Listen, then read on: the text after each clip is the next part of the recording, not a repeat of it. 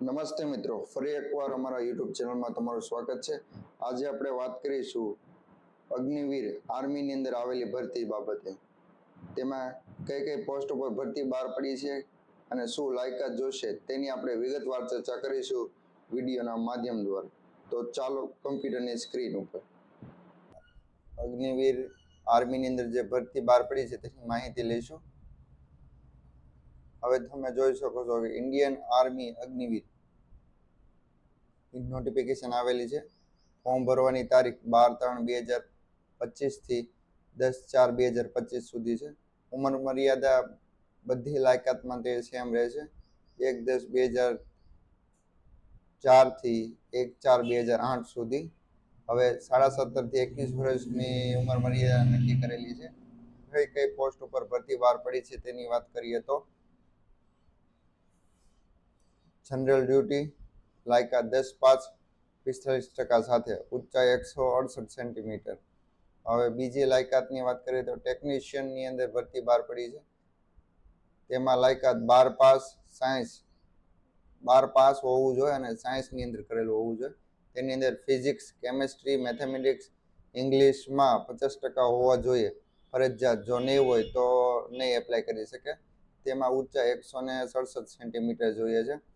અથવા તો લાયકાત 10 પાસ હોય 50% સાથે અને અંગ્રેજી અને ગણિતની અંદર 40% હોવા જોઈએ 10 પાસના માર્કશીટની અંદર. અને આઈટીઆઈ અથવા ડિપ્લોમા કરેલો હોવો જોઈએ તો તે 12 પાસ સમકક્ષ ગણાશે, તો તેઓ લોકો પણ એપ્લાય કરી શકશે. હવે ત્રીજી પોસ્ટની વાત કરીએ તો clerk store keeper technical. Clerk store keeper ટેકનિકલની લાયકાત છે 12 પાસ 60% સાથે, અંગ્રેજીમાં 50% અને કમ્પ્યુટર ટાઈપિંગ આવડવું ફરજિયાત છે. ઊંચાઈની વાત કરીએ તો 162 સેન્ટીમીટર ફરજિયાત ઊંચાઈ હોવી જરૂરી છે. Agniveer tradesman 10 pass. અગ્નિવીર ટ્રેડ્સમેનની અંદર 10 પાસ લાયકાત છે. પહેલી ટ્રાય પાસ હોવા જોઈએ. ઊંચાઈ 168 સેન્ટીમીટર હોવી જોઈએ. અગ્નિવીર 8 પાસ. લાયકાત 8 પાસ હોવી જોઈએ અને ઊંચાઈ 168 સેન્ટીમીટર હોવી જોઈએ. ચલણ 250 રૂપિયા છે, ગમે તે કેટેગરી હોય. અને એનસીસી અથવા સ્પોર્ટનું સર્ટિફિકેટ હોય તો તમે આની અંદર જોડી શકો છો, જેથી કરીને આના સર્ટિફિકેટના માર્ક તમારા માર્કની અંદર ઉમેરવામાં આવે.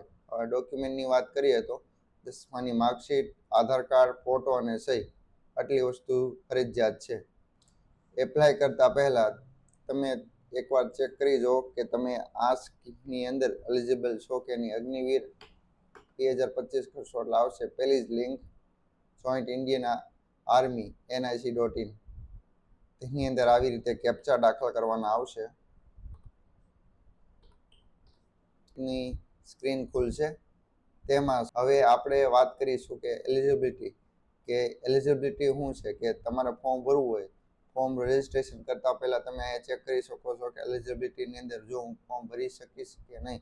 ત્યારબાદ તમારે રજિસ્ટ્રેશન કરવાનું રહેશે. સૌથી પહેલા તમારે અહીંયા ક્લિક કરવાનું રહેશે. ક્લિક કર્યા બાદ અહીંયા સ્ટેટ, તમારું જે તે સ્ટેટ લાગુ પડતું હોય તે સ્ટેટ સિલેક્ટ કરવાનું રહેશે. ત્યારબાદ જિલ્લો સિલેક્ટ કરવાનો રહેશે. એનો આરો અહીંયા કયો છે તે બતાવી દેશે. જામનગર. તહેસીલ એટલે કે તાલુકો તમારો જે લાગુ પડતો હોય તે. હાઇટ, તમારી જે હાઇટ હોય તે પ્રમાણે તમે ફોર્મ ભરી શકો છો. અહીંયા હાઇટનો ઓપ્શન આવશે, ત્યાં તમારે તમારી જે તે હાઇટ સિલેક્ટ કરવી તે કરી શકો છો. મારી હાઇટ અહીંયા 170 છે એટલે મેં 170 કરી છે. ત્યારબાદ તમારી બર્થ ડેટ,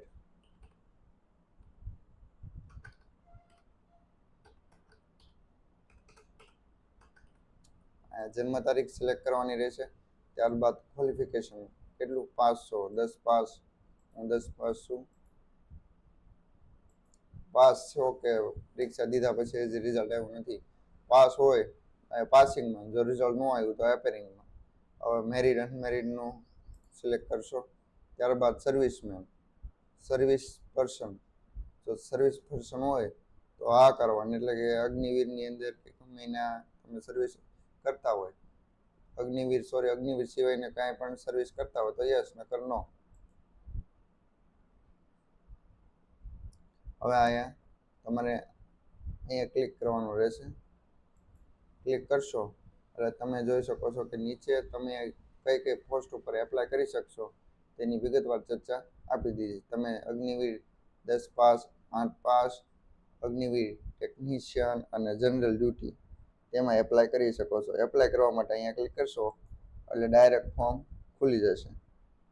અને જો વિડીયો સારો લાગ્યો હોય તો લાઇક એન્ડ સબસ્ક્રાઇબ કરવાનું ભૂલતા નહીં અને તમારા મિત્રો દોસ્તાર સાથે શેર કરજો, જેથી કરીને આ ભરતીની માહિતી વધુ વિદ્યાર્થી સ્ટુડન્ટ સુધી પહોંચે.